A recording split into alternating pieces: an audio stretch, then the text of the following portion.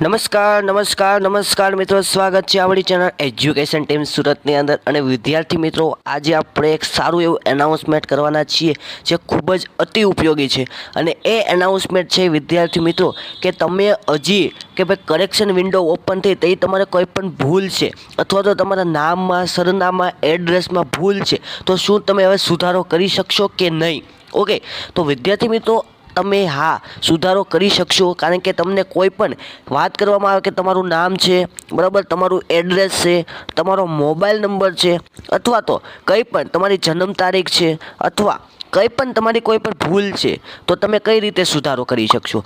તો વાત કરવામાં વિદ્યાર્થી મિત્રો કે જો તમારું સિલેક્શન થશે બરાબર અને જો તમારી ભૂલ જણાય તો તમને વિદ્યાર્થી મિત્રો પહેલાં તો 10 દિવસમાં તમને એમ કહેશે કે ભાઈ લેટર આવશે, નિમણૂક પત્રક કે ભાઈ તમે ડોક્યુમેન્ટ ડીવી કરવા આવી જાઓ કે ડોક્યુમેન્ટ વેરિફિકેશન કરવા। હવે 10 દિવસ બાદ પણ તમે જો નહીં જાઓ તો બીજા 5 દિવસ તમને આપશે કે ભાઈ 5 દિવસ છેલ્લા છે ભાઈ તમે ડીવી એટલે ડોક્યુમેન્ટ વેરિફિકેશન માટે આવી જાઓ। ઓકે, તો ત્યારે તમારે શું કરવાનું છે? જ્યારે પણ તમને આ દિવસો આપે છે વધારાના એક્સ્ટ્રા, ત્યારે તમારે સુધારો કરી લેવાનો છે। અથવા કોઈ પણને કંઈ આધાર કાર્ડમાં સુધારો છે, કંઈ મોબાઈલ નંબરમાં સુધારો છે, કંઈ એલસીમાં સુધારો છે, ઓકે, ત્યારે તમારે આ જે દિવસો આપે છે આ દિવસોની અંદર તમારે શું સુધારો કરી દેવાનો છે અને નવા અપડેટ ડોક્યુમેન્ટ સાથે, મેં શું કીધું, આ દિવસોની અંદર નવા અપડેટ ડોક્યુમેન્ટ સાથે તમારે ડીવી કરાવવા જવાનું છે। ઓકે, નવા ડોક્યુમેન્ટ સાથે તમે ડોક્યુમેન્ટ વેરિફિકેશન માટે જવાનું છે। જોકે ભલે તમે જૂના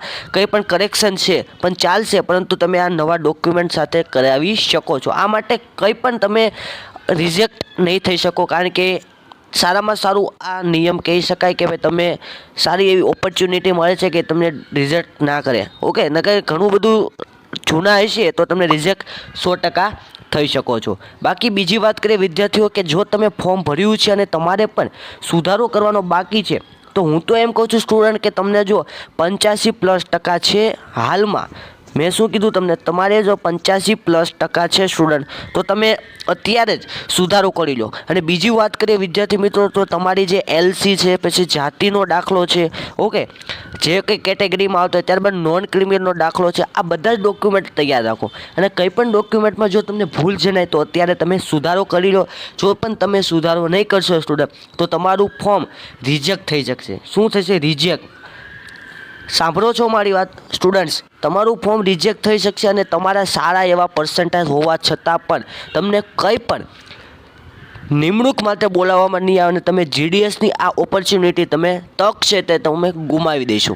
એટલે મારી સલાહ છે તમે અત્યારથી જ ડોક્યુમેન્ટ સારી એવી કેર રાખો, સારા એવા સાચવીને રાખો। અને કંઈ પણ ભૂલ હોય તો કંઈ વાંધો નહીં, હવે તમે ઓનલાઈન ભૂલ નહીં સુધારી શકો, પરંતુ ઓફલાઈન તમારું ડોક્યુમેન્ટ વેરિફિકેશન કરતી વખતે તમે બધી જ ભૂલ તમે સુધાર કરી શકશો। ઓકે, બધી જ ફોર્મ તમે સુધારો કરી શકશો, એટલે કોઈ ટેન્શન લેવાનું નથી।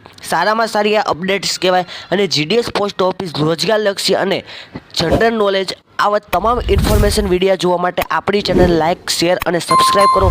જે પણ સ્ટુડન્ટ આપણા વોટ્સઅપ ગ્રુપમાં જોડાયેલા નથી તો પ્લીઝ વોટ્સઅપ ગ્રુપમાં જોઈન થઈ જાઓ અને ચેનલને સબસ્ક્રાઈબ કરો, લાઇક કરો, કમેન્ટ કરો। મળીએ છીએ નવા વિડીયો સાથે, નવા ટોપિક સાથે। ત્યાં સુધી જય હિન્દ, જય ભારત।